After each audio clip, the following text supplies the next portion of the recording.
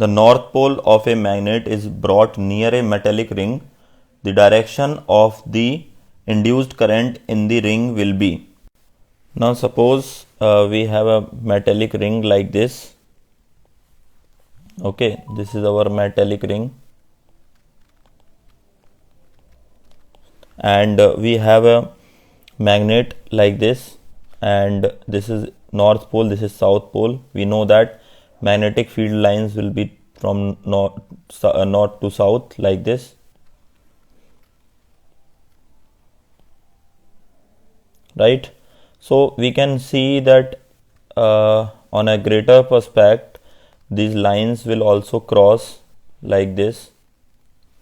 Okay, now you know that suppose if you move this magnet in this direction towards the ring, what will happen? More number of lines will pass. So that means we have the initial flux phi 1 is equal to say B1 into A, then phi 2 will be is equal to B2 into A. Now we know that if we are moving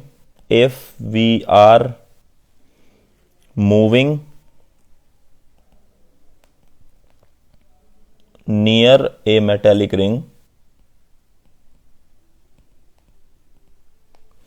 then more number of magnetic field lines will pass through the cross section area. Correct. So if more number of lines will pass, that means magnetic field will be high.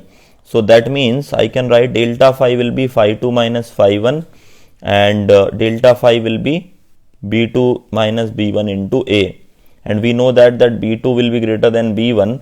That means this term will be positive. That means change in flux will be positive. What do I mean? So now we know that E is equal to minus delta phi upon delta T, right? We have this formula, so we can find it out that this term will be negative, right? That means induced current, and from the Lenz law we know that induced current will be the in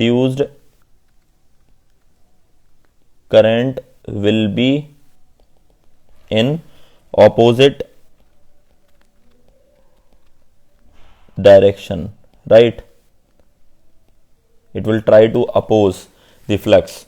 So now from that particular point of Lenz law, we can find that it should be in anti-clockwise direction to oppose it. So direction should be anti-clockwise, right? Anti-clockwise. So this is your answer. So which option is correct? Option number 2 is right answer.